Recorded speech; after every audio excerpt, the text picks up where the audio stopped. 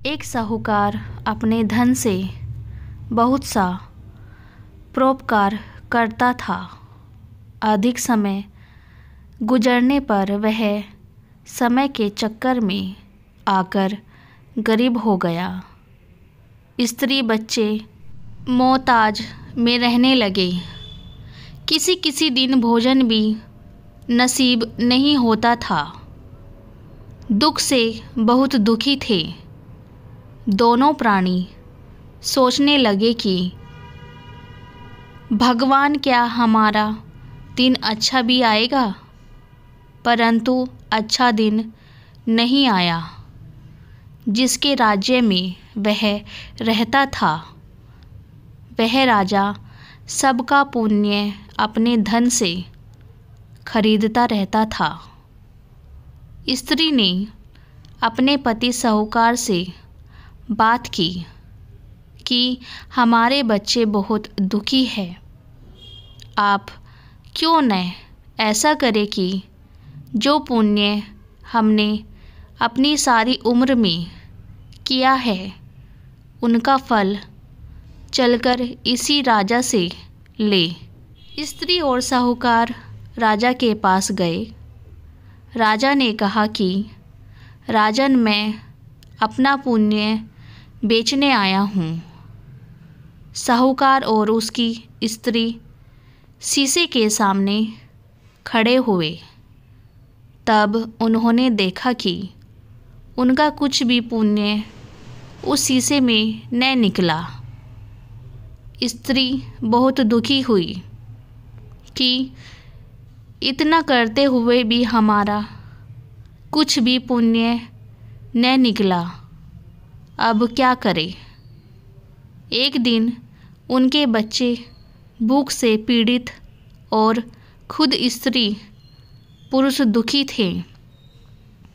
एकाएक एक आदमी उन्हें रोटी दे गया।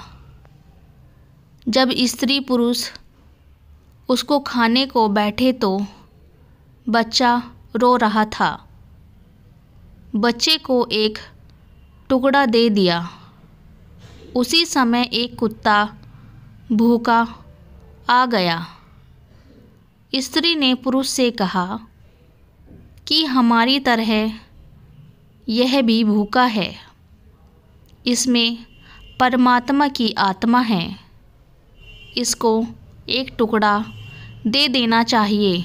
अपनी भूख को रोक दुखी कुत्ते को टुकड़ा दे दिया और आप भूखे रहे।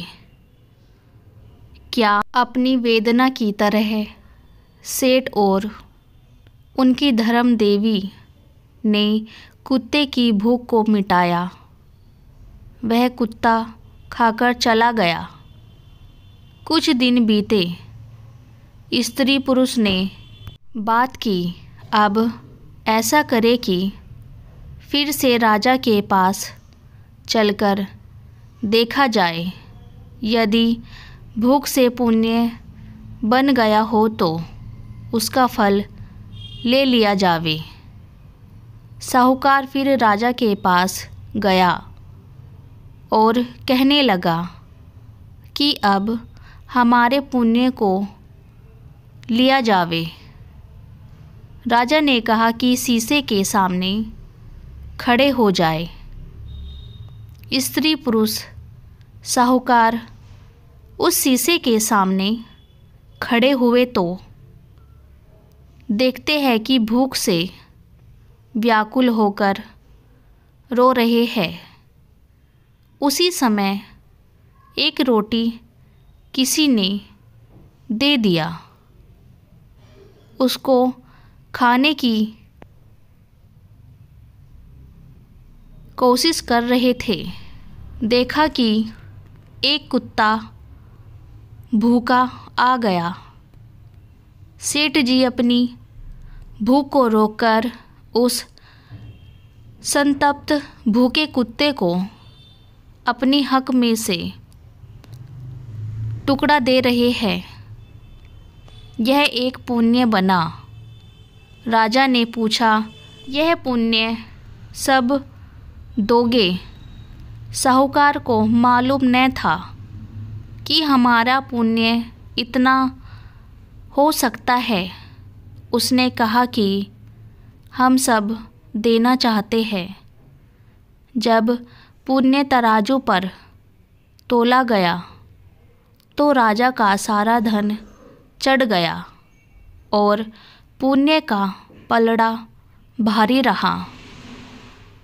भूखी आत्मा और खिलने का पुण्य अपार होता है, इस वास्ते भूखे को जरूर देना चाहिए। साहूकार की समझ में आया कि ऐसा पुण्य दुख उठाकर और दुखी भूखी आत्मा को शीतलता पहुँचाई जावे कभी नहीं किया। राजा का धन उस साहूकार के पुण्य के तराजू पर चढ़ गया। उसे भी दुख हुआ। वह तो पुण्य खरीदा ही करता था। साहूकार उसको लेकर बहुत खुश हुआ और सारा धन भूखी आत्माओं की सेवाओं में अभिमान को त्याग कर अपना न खाकर दूसरों की सेवा की। अतः साहूकार स्वर्ग लोक को प्राप्त हुआ। आज की भौतिक दुनिया में लोगों के आँखों की शर्म खत्म हो गई। प्रत्येक स्वभाव के लोग आपसी बर्ताव सदाचार नहीं करते हैं।